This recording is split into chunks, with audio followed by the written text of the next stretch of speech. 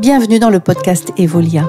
Je suis Valérie Varnet et je vous accompagne ici pour explorer l'essentiel, la relation à soi, aux autres et le chemin vers une vie plus apaisée, alignée et pleine de sens, au travail comme à la maison. Chaque épisode vous offre des outils simples, des idées concrètes et des clés pour transformer votre quotidien. Alors prenez une pause, respirez et commençons ensemble l'épisode du jour.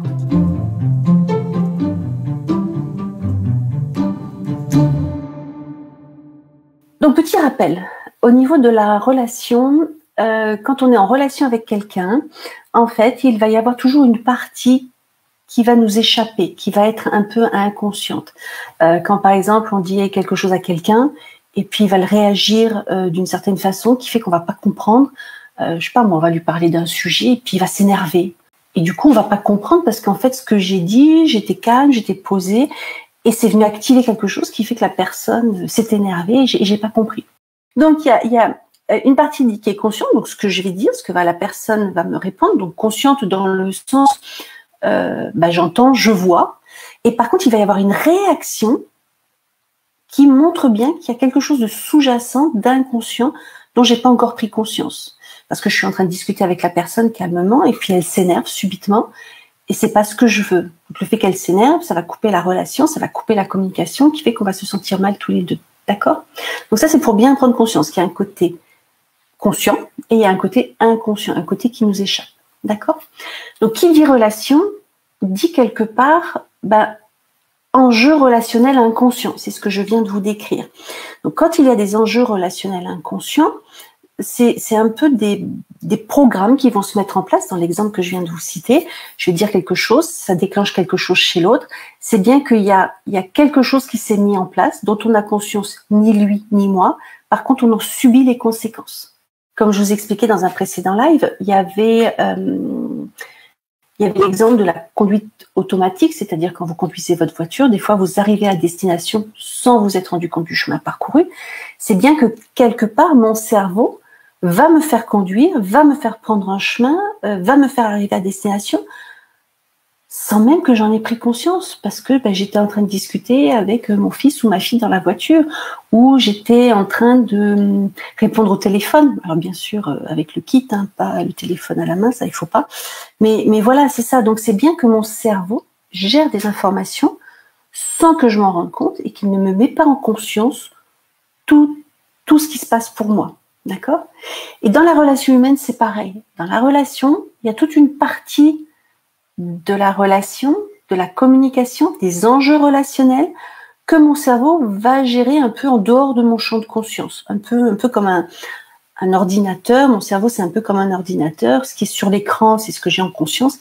Et puis tout le back-office, c'est là où les enjeux relationnels se figent. Ce qui est important, c'est que les enjeux relationnels inconscients, c'est ce que moi j'appelle jeux psychologiques. C'est-à-dire qu'il y a des jeux psychologiques inconscients. C'est des choses qui se déroulent en dehors de notre champ de conscience. Alors vous me direz, t'es bien gentille Valérie, mais comment on fait pour s'en sortir ? On va en prendre conscience, tout simplement. Donc on a vu aussi la semaine dernière le triangle infernal, le triangle de Karpman, victime, persécuteur, sauveur. Rappelez-vous, quand je suis dans une des situations de sauveur, je suis dans un des rôles de sauveur, je suis forcément dans les deux autres et je tourne. Et donc les jeux psychologiques, le triangle de Karpman, c'est je tourne en rond, la situation empire et je trouve pas de solution et je me sens mal. D'accord ? Donc en fait, ce fameux triangle de Karpman, là je vous ai décrit le jeu psychologique qui se joue. Donc il peut se jouer avec d'autres personnes, mais il peut se jouer aussi, surtout à l'intérieur de nous. Et en fait, les jeux psychologiques intérieurs, c'est vraiment ça. C'est tout ce qu'on se raconte dans notre tête et tout le ressenti négatif que l'on ressent à l'intérieur de nous, c'est des choses qui ne nous mettent pas en joie. Ok ? Exemple de jeu psychologique intérieur, la culpabilité, la comparaison, la dévalorisation.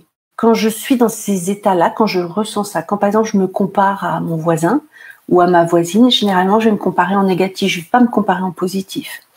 Quand je culpabilise, je vais culpabiliser d'une situation, mais n'empêche que je tourne en rond et ça se répète.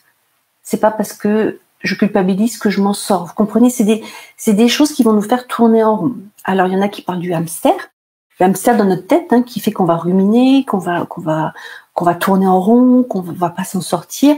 Donc ce hamster, il va avoir pour effet en fait, de nous faire perdre nos moyens, de nous faire ruminer en négatif. Alors c'est ça qui est important, c'est que les jeux psychologiques intérieurs, généralement, ils sont pas faits pour nous aider à avancer, à être heureux. Par exemple, si je suis dans un jeu psychologique de comparaison intérieure, je me rends pas forcément compte parce qu'en fait, je me dis que je suis nulle, que l'autre est meilleur que moi, mais j'ai pas conscience que je suis en train de m'auto-saboter quand je fais ça. Exemple concret, je vais faire une petite expérience devant vous. Donc voilà, donc ce soir, je vous propose de participer à un live en direct pour voir comment animer un webinaire et être tout à fait à l'aise. Voilà comment vous vous sentez. Vous vous sentez plutôt en confiance. Maintenant, imaginons la situation. Je suis la même personne, ok ? On me demande d'intervenir dans un séminaire où il y a des intervenants les uns après les autres, et puis moi je les regarde et je passe en dernière. Et puis quand je les regarde animer chacun une partie de webinaire, je les trouve bons, je les trouve intelligents, je les trouve subtils, je les trouve tellement bons que petit à petit, au fur et à mesure que la journée avance, les autres, je les trouve tellement bons que moi, petit à petit, je perds confiance. Et qui fait que quand ça arrive à mon tour, je vais vous dire, bon, voilà, alors ce soir, je vais vous faire une petite présentation webinaire pour voir comment être à l'aise pour animer un webinaire en direct. Ça vous fait quoi à l'intérieur? Vous avez plus envie de venir à ma première façon de présenter que à la deuxième. Pourtant, je suis la même personne. Mais entre-temps, dans la journée, j'ai perdu mes moyens. J'ai perdu ma fluidité, mon entrain, ma confiance en moi, qui fait que mon jeu psychologique intérieur de comparaison, dévalorisation, me fait perdre mes moyens à l'intérieur de moi, qui fait que quand je me présente à vous, je m'auto-sabote. Et c'est comme ça que fonctionnent les jeux psychologiques intérieurs. C'est-à-dire qu'il va se passer plein de choses à l'intérieur de moi ces choses-là vont me faire passer en négatif, vont me faire perdre confiance, qui fait que quand je vais me présenter à vous et discuter avec vous, je vais être un peu comme ça, je vais pas vous montrer la meilleure partie de moi. Et c'est dommage. Parce que si c'était la seule option pour moi, la seule opportunité de vous rencontrer, je me suis loupée. C'est comme ça que des fois on va louper des entretiens d'embauche, on va se saboter sur une réunion. Alors bien sûr, c'est facile d'en vouloir aux autres. C'est beaucoup plus facile d'en vouloir aux autres que de se remettre en question et de prendre sa responsabilité. D'accord ? Or, pour sortir des jeux psychologiques intérieurs, à un moment, il faut prendre sur soi dans le sens où il faut se redresser, se relever et dire « Ok, qu'est-ce que je veux pas ?»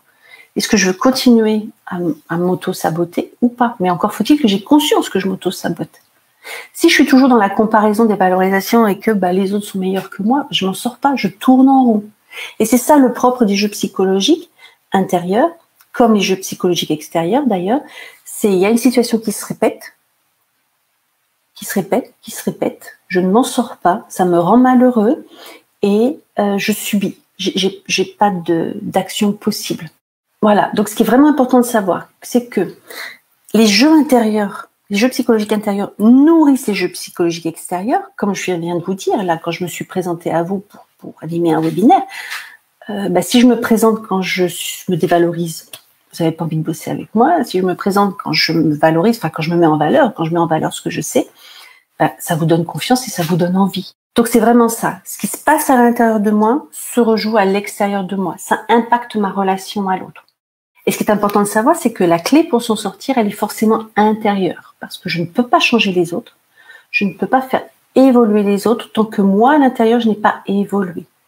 Donc si je continue sur l'exemple que je viens de vous citer, tant que j'ai pas pris conscience que j'étais dans un processus d'auto-sabotage, dans un jeu psychologique intérieur qui me dessert, je peux pas me dire, non mais attends, qu'est-ce qui fait que dans la journée j'ai perdu mes moyens? Je sais faire, je suis bonne là-dedans. Qu'est-ce qui fait que en début de matinée, j'étais bien, puis en fin de journée, je me suis complètement loupée. Ah bah oui, tiens, je me suis comparée, tout ce qui s'est passé à l'intérieur de moi qui fait que petit à petit, ma confiance en moi a chuté. Or, la confiance en moi, il n'y a que moi qui peux la faire évoluer, il n'y a que moi qui peux la cultiver. Donc la clé, elle est à l'intérieur. Je ne peux pas changer les autres, je ne peux changer que moi. Je ne peux qu'évoluer pour donner le meilleur de moi-même. Parce qu'en donnant le meilleur de moi-même, ça va me nourrir, ça va cultiver ma confiance en moi, mon estime de moi, qui fait que je vais être mieux dans ma tête et mes baskets, et qui fait que quand je suis mieux dans ma tête et mes baskets, je gère mieux ce que j'ai à gérer à l'extérieur. Et en tous les cas, mon impact est plus positif que négatif. Donc voilà ce que je voulais vous faire passer comme message, c'est que, en fait, les jeux psychologiques, c'est un peu comme une grammaire relationnelle. Une grammaire relationnelle de la relation aux autres, mais de la relation aussi à soi. Et quand on a compris comment ça fonctionne, quand on a compris comment fonctionne cette grammaire relationnelle, on peut améliorer les relations de couple, on peut améliorer les relations avec les enfants, on peut améliorer les relations avec les clients, on peut améliorer les relations avec ses parents, et surtout, et avant tout, on peut améliorer la relation à soi-même. Et quand j'améliore la relation à moi-même, je me valorise, je nourris mon estime de moi, je nourris la reconnaissance de qui je suis, et du coup, je peux rayonner à l'extérieur et avoir un impact positif sur mon environnement. En fait, ça va être un travail au quotidien de recentrage, de revenir sur soi, d'être à nouveau focus et de relativiser ce qui me vient de l'intérieur. Et ça se cultive. Et il y a des jours où ça va être facile, et il y a des jours où ça va être moins facile. D'où l'importance d'améliorer la relation à soi et de vraiment, vraiment sortir des jeux psychologiques intérieurs. Parce que c'est en sortant des jeux psychologiques intérieurs qu'on va sortir des jeux psychologiques extérieurs et qu'on va pouvoir améliorer autour de soi les relations et mettre en place de l'harmonie. L'épisode touche à sa fin, j'espère qu'il t'a inspiré. Garde ce qui résonne et teste à ton rythme, un pas à la fois. Et si ça t'a plu, bien sûr, like et partage autour de toi. À très bientôt pour la suite. Bye bye.